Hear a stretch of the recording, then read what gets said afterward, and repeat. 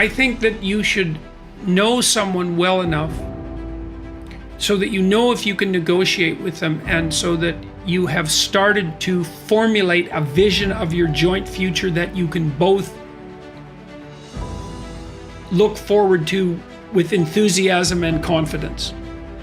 And of course, that's going to depend to some degree on your level of maturity, but that means you've considered such things as, do you have a sufficient number of joint interests, and are you oriented in the same direction with regards to how you're going to handle your joint careers and the possibility of children and the manner in which you're going to interact with your in-laws. And you have to start considering your life together from the perspective of practicality and economics, I would say.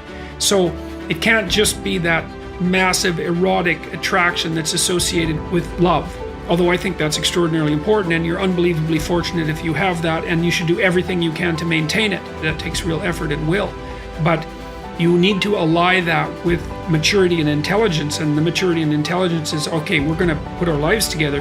What's that going to look like at the level of detail? How are we going to handle our finances? Where are we going to live? What are our joint plans going to be, etc. One of the things that my business partners and I plan to do in the self-authoring suite is that we want to develop an online program to help people negotiate their relationships.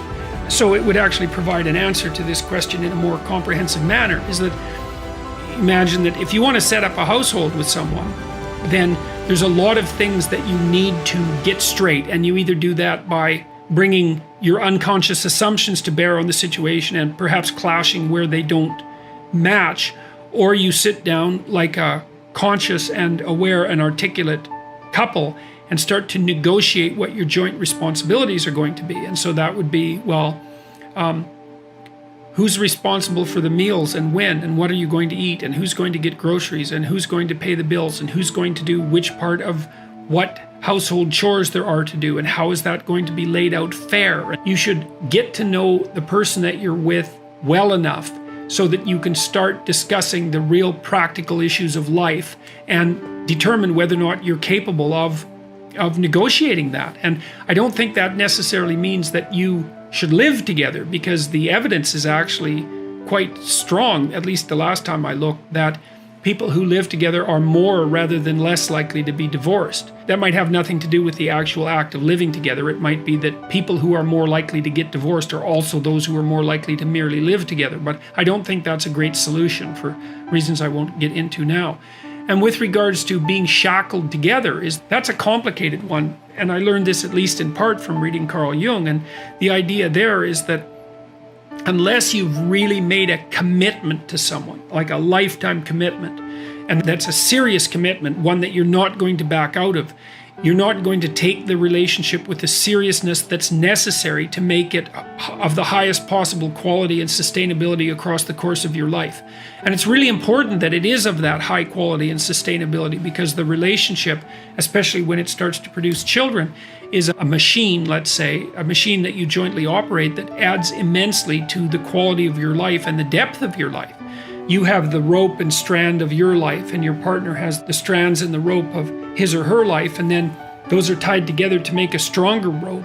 And then that unites you across time, and then you undertake massive adventures together. And some of that is the establishment of a household, and the establishment of joint careers, and the maintenance of each other's mental and physical health, and the maintenance of a high quality sexual life, and all of that. Very, very challenging to do all of that.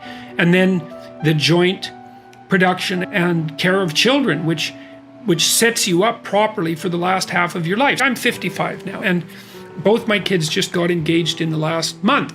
So that's pretty bloody amazing. And they're both setting up households, and they're stepping into adulthood, and I'm fortunate enough to have them in the city that I live in. So hooray for me. That's so bloody fortunate that I can hardly believe it. I mean, we've helped them out and tried to make the possibility of their living here be something that's viable, but I'm absolutely thrilled that they're going to be around, and I'm looking forward immensely to having grandchildren. And what else are you going to do when you're 55? I might have 40 more years. What am I going to do with those years? So I have a good marriage, thank God for that, and that's partly due to the outstanding moral quality of my wife, who I'm also extraordinarily attracted to. We've built a life together and we've had kids together and we're happy with our kids. And we had plenty of struggle with our kids because one of our children, my daughter, had serious health problems, which she seems to have managed to resolve partly as a consequence of her own brilliance. We've set ourselves up now so that our children are respectable and mature young adults, so thank God for that. And they've got partners who we both really like, and they're going to have children. That means that this next part of my life is going to be something that I can advance into with a fair bit of hope and excitement. And the idea of having little kids around again is thrilling because I really like little kids. They're really fun. The shackled together is such a cynical way of looking at it. It's more like what you've produced is an unbreakable bond between two beings, and that makes both of them better in every way. If it's a relationship that's based on trust and genuine communication, it's a very difficult thing to attain because you have to be willing to tell the truth, and the truth is generally a horrible thing.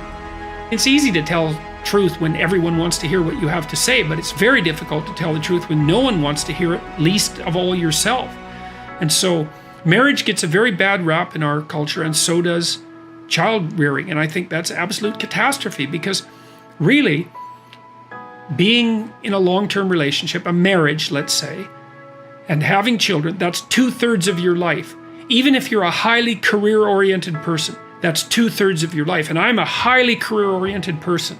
And my family has been unbelievably important to me and has also been something that's enabled me to be very effective in my career because my house has been a sanctuary for me, and thank God for that. So you should get to know someone long enough to know that you two can tell the truth with each other, communicate, and negotiate, because the most important part of a relationship is the fact that you can tell each other the truth and negotiate.